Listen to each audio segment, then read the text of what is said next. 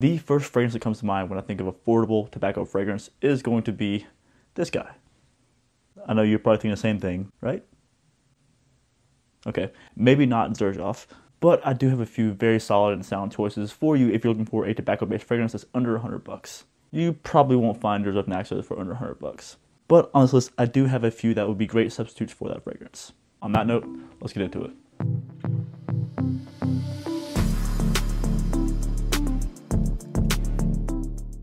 Alright, so if you happen to be new here and you do enjoy this kind of content, do not forget to hit that subscribe down below.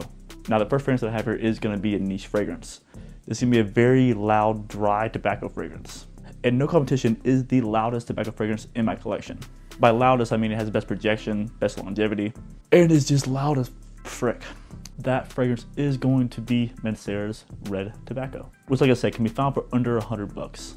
With those like cinnamon, nutmeg, green apple, tobacco, and vanilla, you get such a beast mode of a scent here, guys. Now, when I say that this is a beast mode fragrance, do not doubt that this fragrance will last you 10 to 12 hours on your skin. It's not one for the faint of heart, guys. This is one that is a very bold tobacco scent. There is some oud in here, so it's not going to be a light and airy kind of tobacco fragrance. It does give off a very strong sillage, like most of the Maseras are known for. And not only is the sillage very loud and in your face in a way, like certain notes of this fragrance make it a very dry scent. But if you're looking for a loud, long-lasting tobacco fragrance, one that, the bottle will last you a long time, then the Masera Red Tobacco is definitely one that you should consider picking up. And like I said, right now you can find it for under 100 bucks. And now, not only with this, but the others that are on this list, I'll check out kingdomfragrances.com, which is going to be linked down in the description. They have fragrances like Masera Red Tobacco and other fragrances heavily discounted. Again, you guys, that is Masera's Red Tobacco. Now, the next fragrance that I have here is going to be one of my most recently acquired fragrances, and probably going to be the most affordable on this entire list. This is going to be a sweet, spicy, seductive tobacco fragrance. It is quite a bit more versatile than the Red Tobacco, but it lacks in the performance factor. But this will hands down be more mass appealing than a lot of the tobacco fragrances on this list. Yes, number 2 I have here is going to be Havana Lounge by Anecdote. With the notes listed here in the bottle, you're going to have tobacco, spice rum, pink pepper, and vanilla. Now with this, I get a very rich, creamy tobacco fragrance. The spice rum and vanilla are really on top of the tobacco in this fragrance, which make it much easier for me to wear. Even with the rum note, this makes for a very easy wear fragrance, because it's balanced and not overly boozy, while still having a pretty dominant tobacco note. And can be found for about $20. As again, that is Anecdote Havana Lounge. Now next here is going to be a very dry tobacco fragrance. But there's so much more to it than just being a tobacco fragrance. In addition to tobacco, it has notes like plum, pear, coconut, which is a very surprising scent for me, especially in the dry down. That fragrance is going to be Tobacco and Tonka Bean by Banana Republic from their Icon line, which they have had no misses with.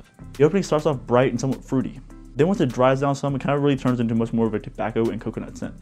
And less of a wet drink kind of coconut, more of like a coconut rind, I guess. Just imagine that texture with like a dry tobacco. And you get something like Tobacco Tonka Bean.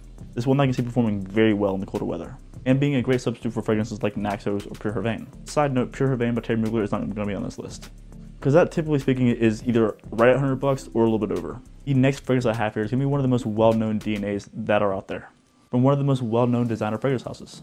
With a top of mandarin orange and cinnamon, you get 1 million Privé. Which, if you are familiar with the 1 million fragrance, you're going to be familiar with this bottle design here. It looks kind of like a brick of gold, but this is going to be the brand Sweet Tobacco take on this fragrance. It is very nice, it's very sweet. It takes a widely known DNA from the original 1 million and gives it a bit more oomph behind it, a bit more maturity, and it's turned into a really sweet, bold tobacco scent. Guys, again, that is 1 million Privé.